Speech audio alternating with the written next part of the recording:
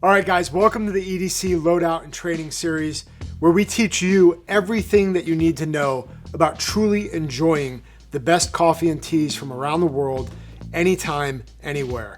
In this video, we're gonna break down one of the most common teas in the entire world, black tea. Let's get into it.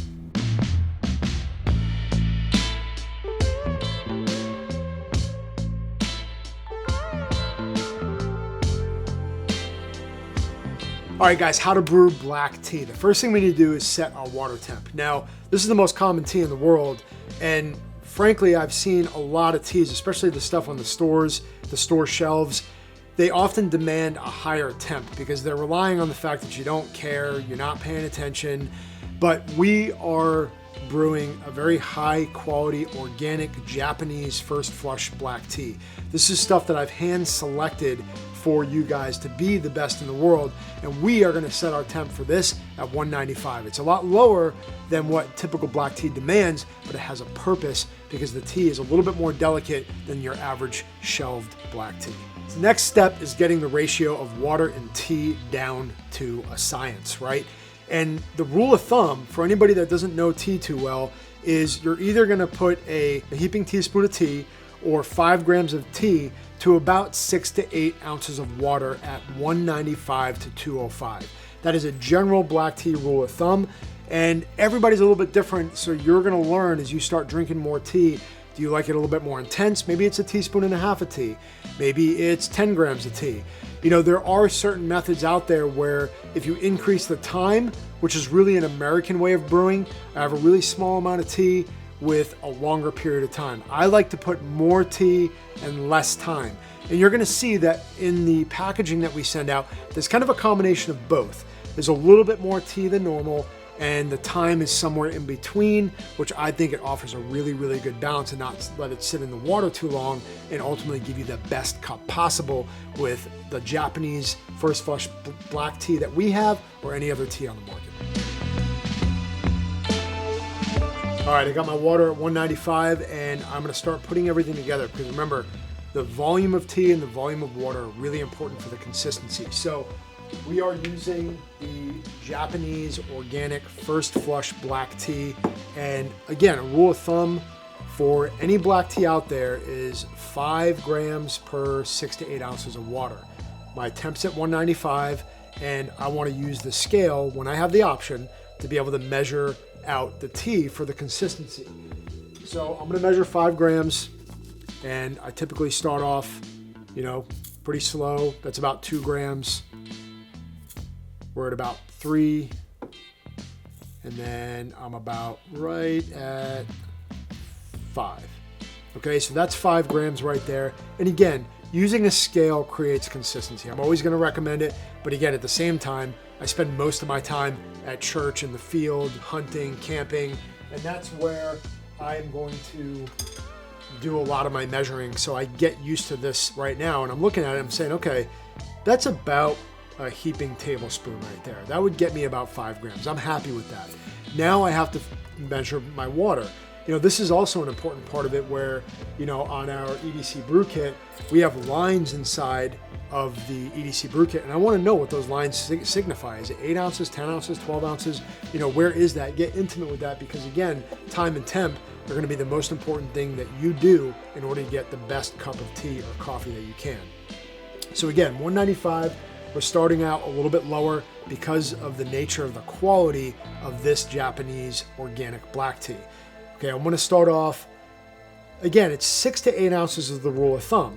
Now, I can say to myself, well, I know there's 5 grams. Do I want it to be a strong cup of tea or do I want it to be a little bit reduced in caffeine and maybe mellow it out a little bit? Then I would go 8 ounces. So it gives you a little bit of room there, but I'm going to do 6 ounces because it's a little after lunch and I need a little pick-me-up.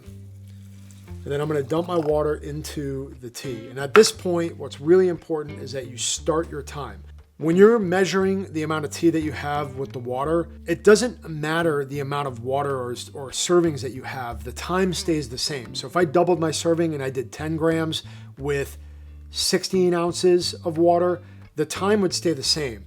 And then I would vary it depending on what the flavor profile was and if I wanted it more intense or I wanted to mellow it out a little bit. If you go over that time, you're just creating a stronger cup of tea. Now, typically with this organic Japanese black tea, it's already starting to absorb the water and take form into the water and infuse really, really well.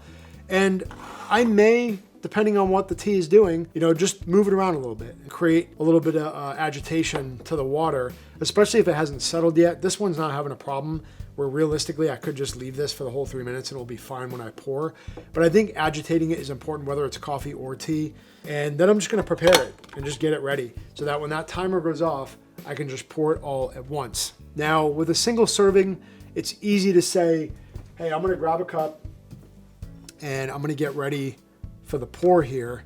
Now, if this was more than a single serving, I'm typically looking for something bigger to put it in. And you gotta keep that in mind, because what I don't wanna do is just pour a little bit and leave it in there, because that's gonna become astringent and bitter. And a lot of people don't know that about tea, which is why a lot of people don't drink tea.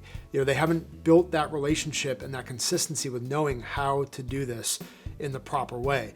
So I don't need to worry about the bigger container because I have enough to go right into the cup. And once I start my pour, I want to do it all at once so it creates that consistency. And we're right at about the 3 minutes. And so I'm going to give it one more little agitation, and then I'm just going to pour the whole thing. One smooth pour. I'm going to let it all drain. And a lot of times that last little bit of water there that was sitting in the leaves or even the grinds or whatever it is where a lot of the flavor is going to come from at the very end. The thing to keep in mind is that all great teas can be re-steeped. It's the garbage stuff on the shelf that you can't re-steep and the flavor's trashed, even right out of the gate.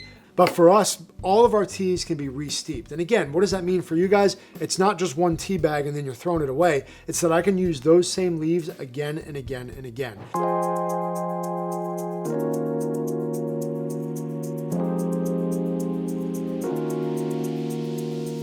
And for the Japanese organic black tea, you can usually get about 3 steeps out of this if you bump the temp up a little bit and bump the time up a little bit, and you'll see that on our packaging. It's very clear on what we want to do.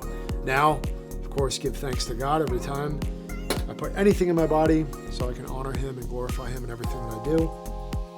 But you want to enjoy the tea. You want to enjoy whatever you're drinking. Again, I always say we're going to do this until we die. We are going to sip on something. We are going to put this into our body. It should be the best for us and the best tasting. The Japanese organic black tea has such a unique flavor and smell to it. I hope you guys get to enjoy it because I really enjoyed it. I'm glad I found it. It's not something you would usually think of, oh, I'm gonna go to Japan for black tea, but it is really, really unique.